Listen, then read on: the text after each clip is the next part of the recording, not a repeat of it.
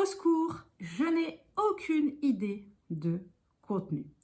C'est certainement l'une des choses à laquelle on se retrouve le plus souvent confronté quand on est créateur de contenu.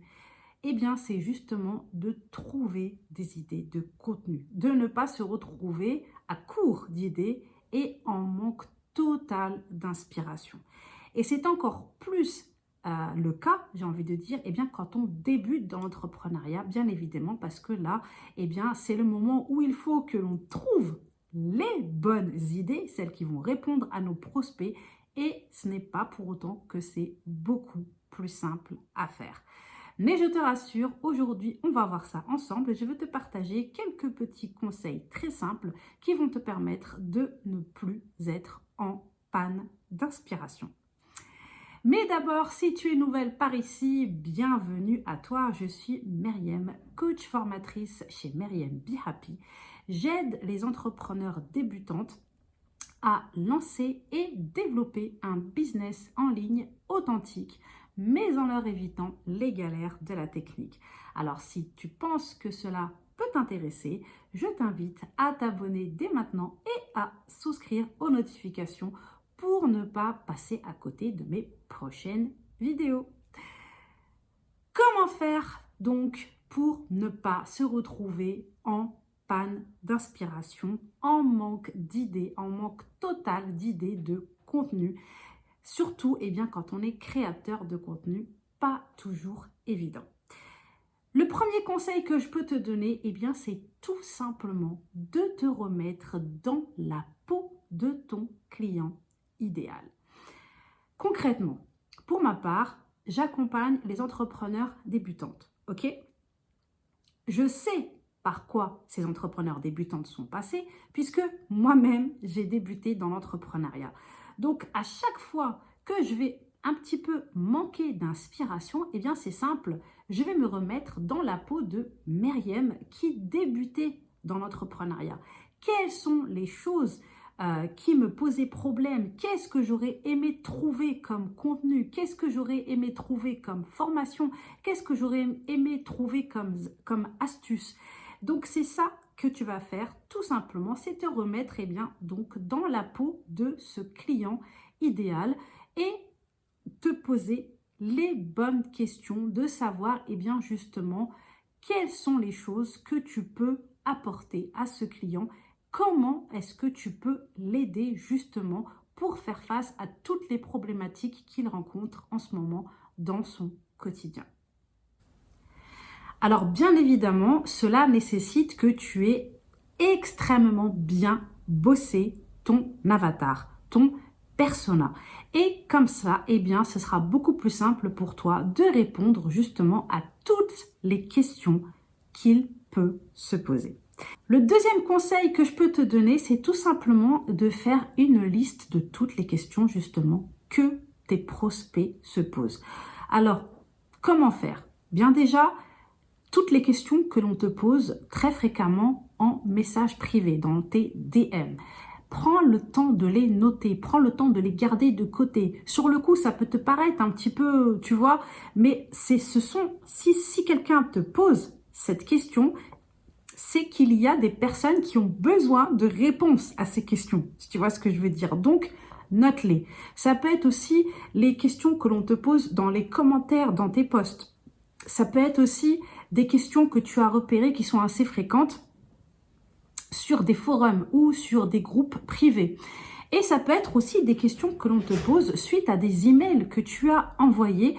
Par exemple, si tu as une newsletter que tu envoies et que certaines personnes répondent à ta newsletter, et qu'elles te posent certaines questions, prends la peine de noter ces questions. Mon troisième conseil, ça va être tout simplement de te créer des petites alertes Google. Alors, pour te créer des alertes Google, rien de compliqué. Il faut juste que tu aies une adresse Gmail. Et ensuite, tu vas taper « Créer alerte Google » sur Google.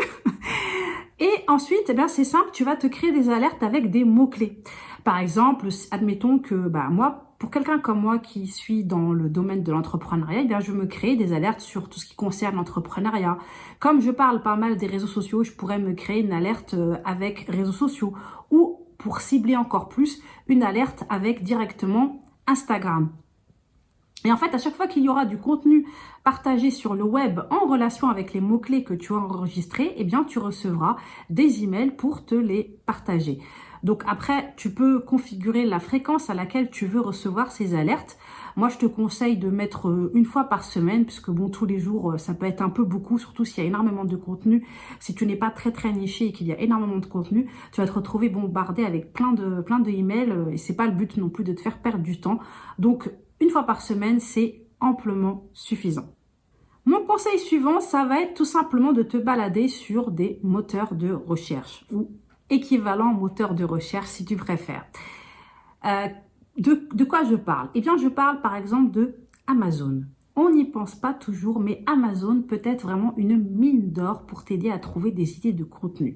Il suffit que tu ailles sur Amazon et que tu tapes en recherche en fait un mot-clé en lien avec ta thématique et tu vas voir eh bien, ce qui est proposé. Tu peux aller jeter un œil par exemple aux avis qui sont laissés concernant certains livres, etc. etc. Franchement, ça peut énormément t'aider. Le deuxième endroit où tu peux faire ce genre de choses, eh bien, c'est YouTube. Et oui, là où nous sommes en ce moment, c'est pareil. Tu vas sur YouTube, sur la barre de recherche et tu tapes. Par exemple, tu vas taper, je sais pas moi, Canva, quelqu'un comme moi qui a envie de savoir qu'est-ce qu'on peut trouver comme contenu sur Canva, étant donné que j'ai une formation sur cet outil.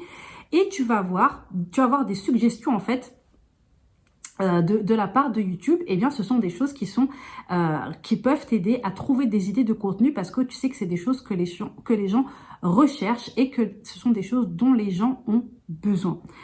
L'autre endroit où tu peux trouver énormément d'idées de contenu et qui peut être vraiment une grande source d'inspiration, et on n'y pense peut-être pas assez souvent, c'est Pinterest. Parce que Pinterest, faut pas oublier qu'il est optimisé en SEO, donc ça c'est vraiment génial. Donc vraiment, n'hésite pas aussi à aller te balader sur Pinterest quand tu es un petit peu en manque d'inspiration. Crois-moi, tu risques vraiment d'être surprise sur toutes les idées que tu vas pouvoir trouver. Le dernier petit conseil que je peux te donner, c'est la base de la base, c'est de faire un maximum de sondages.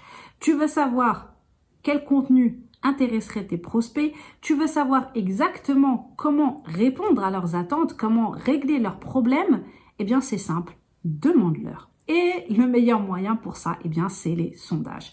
Alors, tu peux faire un sondage via Google avec Google Forms. Après, tu peux utiliser un autre outil. Il y a tout un tas d'outils pour créer des sondages qui sont très faciles d'utilisation.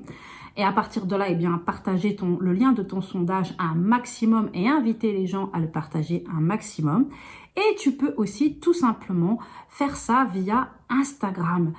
En stories, n'hésite pas à poser un maximum de questions à tes abonnés, n'hésite pas à les sonder le plus souvent possible, sachant que tu as énormément de stickers pour faire cela. Tu peux faire ça sous forme de quiz pour que ce soit un peu ludique, tu peux faire ça bien justement avec le sticker sondage, tu peux faire ça en invitant les gens à venir échanger avec toi via DM, donc direct message, donc en message privé, je précise. Donc voilà, donc n'hésite vraiment pas à un maximum et puis évidemment en fonction des réponses qu'on te donne, eh bien note toutes ces réponses, garde-les sous le coude parce que eh bien évidemment ce sont des choses qui vont t'aider pour créer du contenu qui va répondre directement aux attentes de tes abonnés et donc comme ça t'évitera d'avoir, comme je te le disais, des pannes d'inspiration, de te retrouver en manque total d'inspiration. Et toutes ces idées que tu vas collecter, eh bien n'hésite pas à les centraliser quelque part. Donc, soit tu te crées par exemple une petite note sur ton téléphone, soit si par exemple tu utilises une application comme Trello ou Notion ou ClickUp ou peu importe, n'hésite pas juste aussi à te créer un tableau ou voilà comment dire, une note spéciale à ce sujet. Bref, un contenu où tu vas pouvoir centraliser toutes ces idées et où tu pourras aller piocher des idées de contenu justement quand tu seras en manque d'inspiration. Voilà, j'ai réussi à dire ce que je voulais dire. Voilà, c'est tout pour cette vidéo. J'espère vraiment que le contenu te sera utile et qu'il te sera profitable et qu'à partir d'aujourd'hui, tu ne te retrouveras plus justement dans cette situation où tu seras en manque d'inspiration pour ta création de contenu. Merci beaucoup à toi.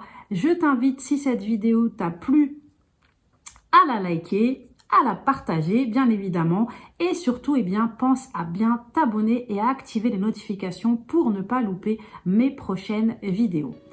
Je te souhaite bonne continuation, on se retrouve très vite. Ciao ciao.